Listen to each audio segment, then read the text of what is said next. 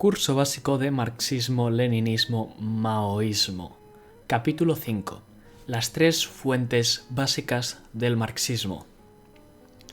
Desde la juventud de Marx y Engels, era notorio que se trataba de dos hombres extraordinarios y brillantes.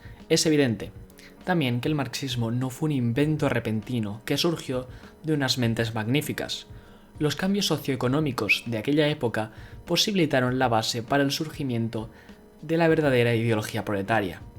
El contenido actual y la forma de esta ideología, sin embargo, fueron productos de batallas libradas en los campos más importantes del pensamiento de la época. Como intelectuales, Marx y Engels tenían un amplio y profundo conocimiento de los avances más recientes del pensamiento de los países más desarrollados de la época. De esa forma, pudieron apoyarse en los grandes pensadores que les predecieron, absorbiendo lo que era bueno y rechazando lo que era malo. Y así fue como construyeron la estructura y el contenido del marxismo. Veamos cuáles fueron los principales campos de reflexión de los que se basaron sus ideas. Así podremos comprender en qué consisten las fuentes fundamentales del marxismo. Número 1. La primera fuente del pensamiento marxista es la filosofía clásica alemana.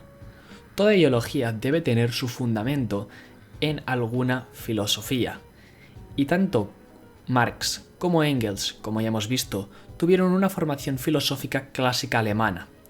La filosofía alemana durante el periodo de 1760 hasta 1830 fue la escuela más influyente cuando hablamos de filosofía europea. Tenía sus bases en las clases medias alemanas. Esta clase fue intelectualmente muy avanzada, pero no desarrolló la fuerza política necesaria para hacer la revolución, o los recursos económicos de la revolución industrial. Estos fueron los factores que probablemente les inclinaron a elaborar sistemas de pensamiento. Sin embargo, esta clase, construida en gran parte por funcionarios públicos, contaba con muchos aspectos contradictorios. Por un lado, se inclinaba por la burguesía y el proletariado industrial, y por el otro, por las clases feudales. Esto reflejó en la filosofía alemana tantos aspectos progresistas como reaccionarios. Esto se puede notar sobre todo en la filosofía de Hegel, en la que Marx y Engels se basaron amplia y profundamente. Sin embargo, ellos rechazaron todos los elementos antiprogresistas que sustentaban la sociedad feudal existente y desarrollaron, en contrapartida, aspectos progresistas y revolucionarios, identificando los fundamentos de la filosofía marxista. La economía política inglesa, también llamada economía clásica, es la segunda fuente del pensamiento marxista. Gran Bretaña, siendo el centro de la revolución industrial, desarrolló naturalmente el estudio de la economía y las leyes económicas que gobernaban el país. Fue un nuevo campo de estudio que básicamente comenzó con el crecimiento del capitalismo. Tuvo su base principal en la moderna industria burguesa y ejerció su papel en la justificación y glorificación del capitalismo. También ofreció los argumentos intelectuales para la creciente burguesía en su lucha contra las clases feudales. En Inglaterra, ese periodo comenzó con la publicación, en 1776, del libro mundialmente famoso La riqueza de las naciones, de Adam Smith. Este argumentaba que, dando al capitalismo libertad total para su crecimiento, llevaría al mayor progreso jamás visto para la humanidad. También abogando por la reducción de cualquier tipo de control de las clases feudales a las clases capitalistas. David Ricardo fue otro famoso economista que desempeñó un papel fundamental en las batallas de la burguesía contra los señores feudales. Señaló que a medida que el capitalismo crecía, las tasas de ganancia de los capitalistas disminuían.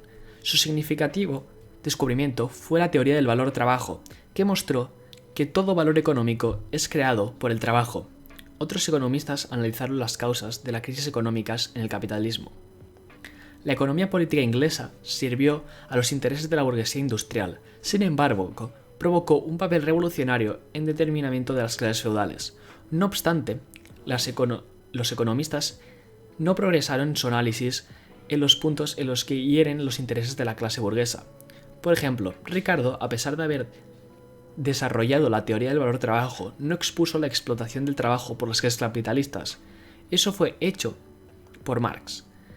Llevó el trabajo de los economistas ingleses más allá de los límites de las clases capitalistas y tomó las conclusiones revolucionarias necesarias a partir de ellos. Así fue como Marx desarrolló los principios de la economía política marxista. 3. La tercera fuente del pensamiento marxista fueron las diversas teorías socialistas originadas principalmente en Francia. Estas teorías representaban las esperanzas e intereses de la emergente clase obrera. Eran tanto reflexiones como protestas contra la explotación y opresión capitalista frente a las clases trabajadoras. En la época, Francia era el mayor centro de teorías y grupos revolucionados, inspirando a toda Europa. Era natural que las primeras teorías socialistas surgieran en el suelo francés. Muchas de estas teorías tenían grandes defectos, ya que no contaban con los apropiados análisis científicos sobre la sociedad. Sin embargo, representaron una ruptura con el individualismo egoísta competitivo de las teorías revolucionarias burguesas.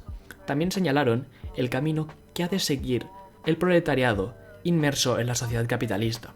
Así Marx se empeñó en el estudio de estas teorías del socialismo y del comunismo antes de formular los principios marxistas del socialismo científico. Mientras estuvo en París, pasó un tiempo considerable con líderes y miembros de numerosos grupos revolucionarios y socialistas franceses.